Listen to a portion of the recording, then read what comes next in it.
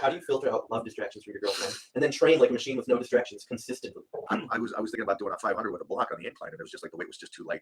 And for me, I would go back down and re-warm up, and we just didn't have the time that day. I was watching a video of a 15-year-old kid yesterday do a 605 deadlift raw.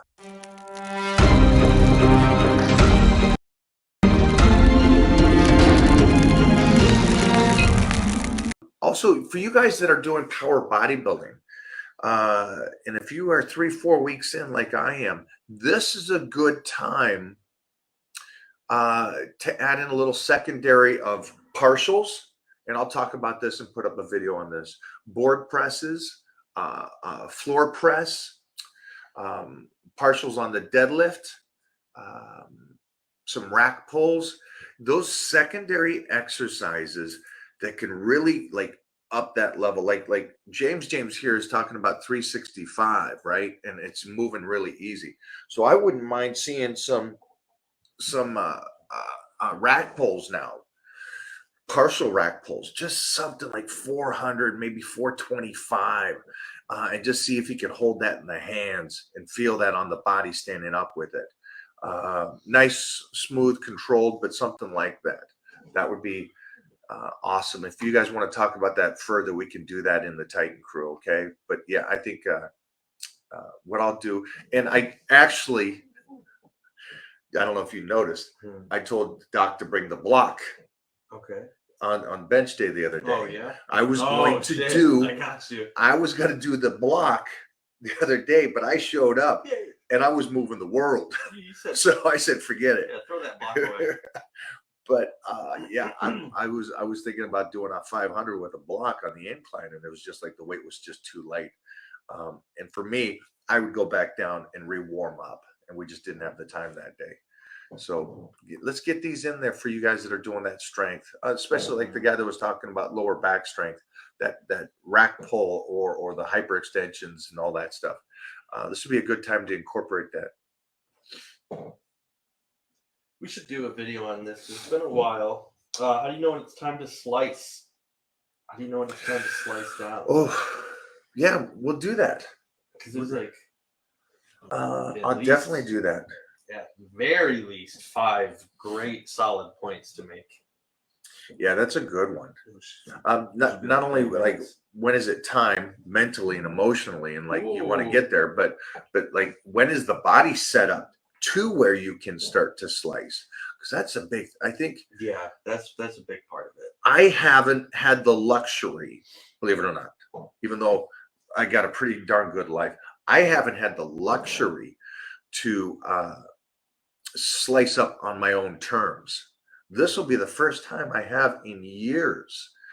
And so I really like the idea of, for myself, this cut more than I have the last 3-4 years. Like, so I'm really excited about my cut. And again, even though I was ready a couple of weeks ago, I'm going to stay here for a bit longer to really get that body fine-tuned to start to slice. So we'll go over that. We'll go over that. We're not going to go that now because I want to just pinpoint that question. Thank you, Michael. I appreciate that question. Sometimes you have people that want to slice, and it's like, right? No, everybody comes and wants to slice, and they think that that's just, hey, if I decide to slice, that means I can slice. Exactly. And it doesn't mean that at all. They may not be set up right. Blah blah blah. Great question. We have a great Titan crew member. He's also a one-on-one with me, and he could slice up. He's, he's a 285-pound guy. Of course, he could drop some weight. He's got a marble. It's not ready. It's not ready yet, and he's gonna be like Heath Evans, man. You get this guy down to 230, he's gonna look ridiculous. It'll look like a different human. But the point is, he's not ready to start slicing and dicing. Both mentally, he is now. But it wasn't there for a moment, and that's a huge part. I know you guys like think, oh, mentally, I'm so perfect, I'm ready to do this. I'm talking about slicing and dicing, not life. There's two different worlds. And then his body wasn't ready to do that slice and dice. It wasn't going to react like we wanted to, and that's a huge part. Because trust me when I say this, and that's why I ask you guys for blood work.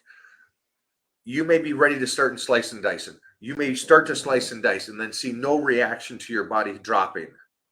That's age and time. It just doesn't work. Age? I'm Oh, sorry to say that That's, to you. you mean reality? That's reality. Holy It's like shit. you don't get a slice at 45 that you did when you were 21. Dude, 21, you can take the weekend off of eating and you come back 10 Yeah. pounds lighter Yeah. for Monday. You do the Kelly diet, 6-pack with Jack Daniels and a pizza, and all of a sudden, whoa, I'm tighter. Yeah, it doesn't work that way as you get older and older and older. And then sometimes, depending on how your body's set up, we deal with 20 and 30-year-olds on here that already need TRT because their testosterone is so low. So yeah, there's so many facets to it, guys. And I just want you guys to understand it's not a perfect world, but we can make it good and we can get you in shape. It just takes the right steps for each individual. And you're all on a different journey. That's right. Speaking of different journeys, my man's here. He has a Muscle Media 2000 magazine, and there's a long Q&A of Mike saying he broke too many girls' hearts. So you would be the perfect candidate in answering his question, which is, how do you filter out love distractions from your girlfriend and then train like a machine with no distractions consistently? Yeah, I remember that cover story, me posing in the mirror. And so, yeah. So it's interesting. Maybe I pull Jeffrey in on this as well, because remember, I was bred for this. And I was taught at a young age that it was, it's about the goal, it's about that, and then everything is secondary. So, which is lucky that I've been able to do what I do, but at the same time, that relationship is secondary to the goal. And the reason why that is, it's just like the airplane when they say there's turbulence or whatever, you got to put the mask on yourself before you put it on your child. The harsh reality is you have to be happy on your goal setting and what you're doing in life to even possibly make somebody else happy. And if you're sitting there going, hey, love is first, love, my relationship is, and again, this is my opinion on this. My relationship is first, and then my goal is second. Unfortunately, that's not going to set you up to win. It has to be, you have to get up.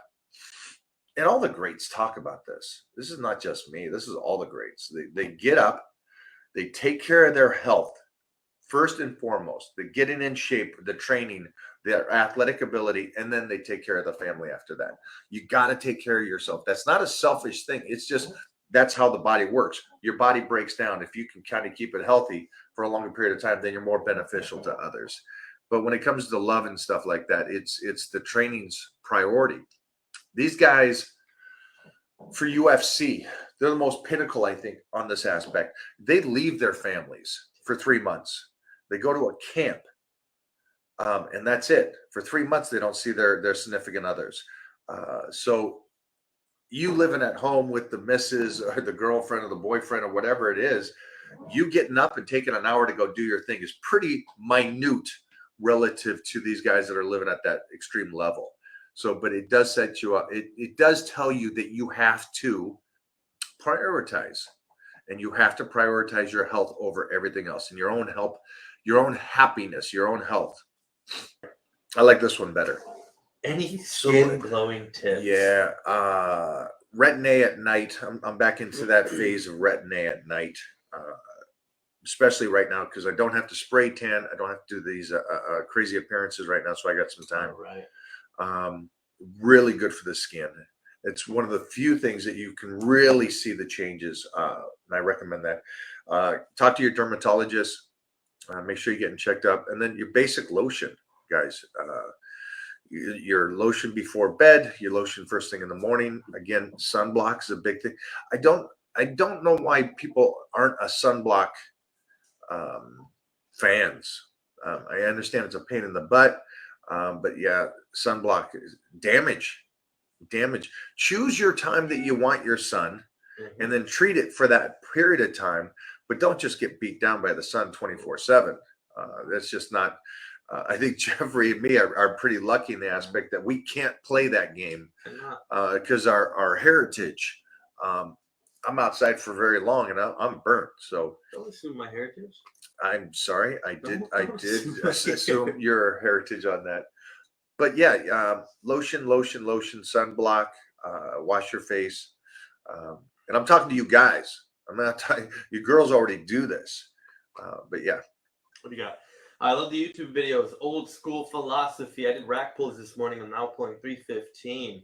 I need to hear the truth without the sugarcoating. If you tell me I'm doing something wrong, I take it as you helping me. I am on my nutrition, and that is the difference. Question on this. Why, I know Scotty's an old school guy like myself. Why was that okay then? And we appreciate it. Okay, so the statement is this. If I said you did something wrong, it seems as though today that's an offensive statement, where to me and him, or the old school mentality, if you tell me I did something wrong, you're helping me to get better. So where did that drop? Where did that change? I don't think it changed. I think what happened was the sport became more inclusive.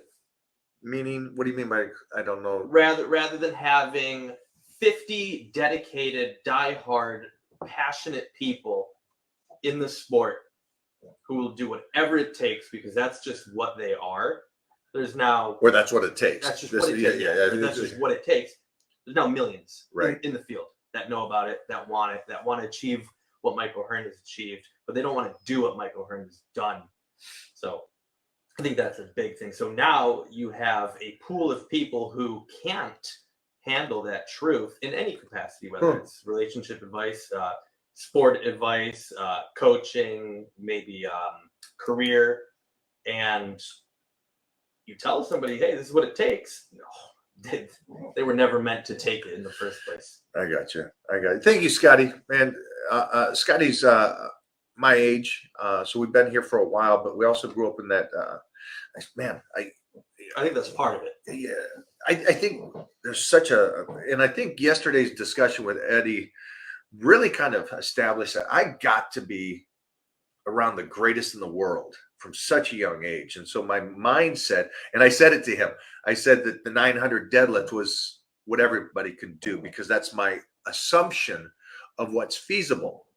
Where today, wherever you grow up and whoever you're around, that's your pinnacle level. And so I think social media is great that it allows you to see the world and see what is possible. You can see, I was watching a video of a 15-year-old kid yesterday do a 605 deadlift raw. And I was like, that's great.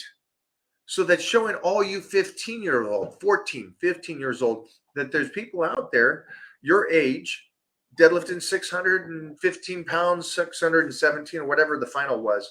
But for you, you should be able to look at that and go, great. 14, 15, 600 deadlift. Great. So that's feasible. That's what I can do as well. So I wish you guys would look at it that way instead of going, well, he's 15. Maybe he's doing something. Maybe there's something going on here, or he was set up better to do this.